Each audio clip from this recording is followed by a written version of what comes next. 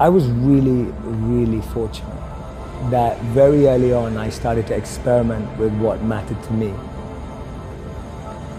I wasn't a spiritual kid growing up. I wasn't a religious kid growing up. I wasn't even a good kid growing up. I was just a rebel, a misfit, trying things out, an experimenter, which I still consider myself. From 14 to 18, I was like this kid who just wanted to try new things out. Sometimes that got me in a lot of trouble. What people don't know about me is that I was suspended from school 3 times for trying out all sorts of things.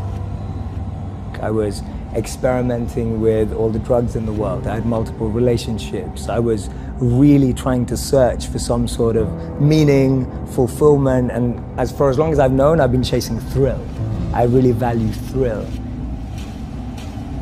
I lost 2 great friends when I was 16. That made me rethink everything. I just thought to myself, wait a minute, these were beautiful people, people that I loved, people that, in my opinion, were good people, and I just lost them in a moment. I've always had friends who are older than me, and I could see a lot of them in the most successful careers, successful jobs, beautiful partners, whatever it was, but I saw a sense of lack of fulfillment, meaning, and purpose in their lives.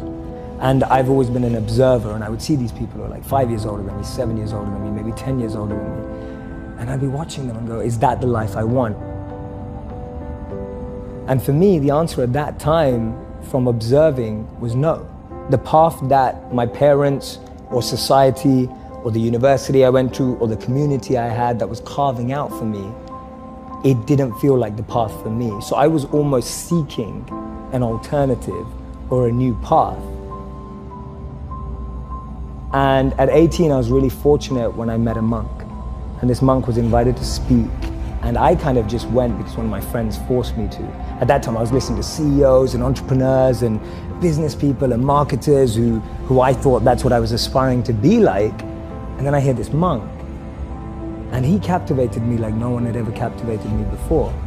You know, I was completely fixated on him and his message.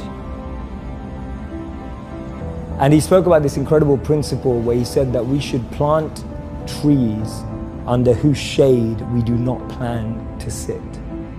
And he was speaking about this principle of selfless sacrifice. And that kind of just penetrated me right there. When he said the words selfless sacrifice, for the first time in my life, I felt a thrill about something that I'd never felt before. I thought, wow, giving up everything you have for the service of others sounds like the best thing you can possibly do. And then I found out that he'd given up jobs in Google and Microsoft to be a monk. And I thought to myself, who does that? You know, he's given up everything that I'm chasing and that all my friends are chasing, but he seems happier than anyone I've ever met before. That was the beginning of what changed me. I started hearing my own inner voice much more in all that noise that I had around me. And so what I started to do is I was interning at companies and firms and corporates thinking I was getting a grad job afterwards. And then I'd spend the rest of my summer holidays interning in India, living with him as a monk. So I'd use all my summer and Christmas holidays to just be out there with the monks.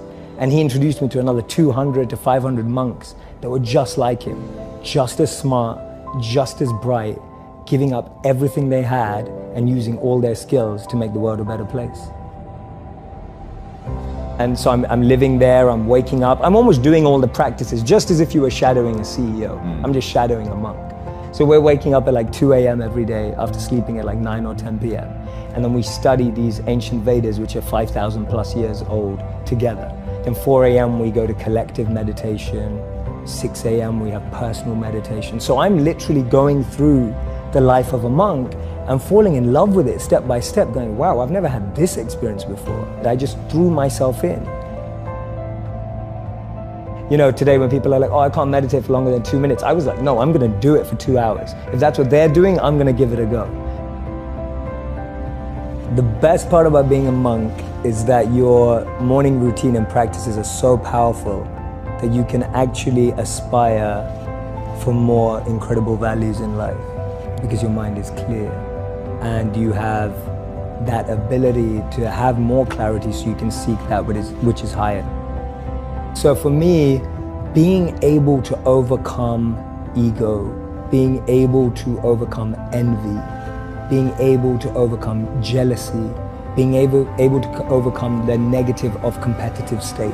There's a positive competitive state and there's a negative competitive state. For me, being able to have time, energy, and clarity to focus on self-purification, that is the best thing about being a monk. My daily practice and my daily routine is refining my intention. And my deepest morning routine and practice is to refine why I do what I do. It's so easy for me to now do it for money. It's so easy for me to now do it for followers. It's so easy for me to now do it for fame. But if those become what I want, then I'll forget who I need to be. All right, what's the impact that you want to have on the world? There's an incredible study in 2017 that said the most successful people in the world, healthy, wealthy, and wise, choose education over entertainment. The impact I want to have on the world is I want to transform and revolutionize the entertainment industry so that it becomes educational without anyone knowing. So for so long, media has been used to numb people, to switch people off. If we can use it to excite, elevate, and enlighten people, to me that's the greatest win that we can have for our society. How many people are going to quit watching Netflix and reading a book every night? I don't know. But if we can make that book come to life on Netflix, that's going to change the world, because that's what people are going to consume. And if I can do that, then I will feel that I've had somewhat of an impact.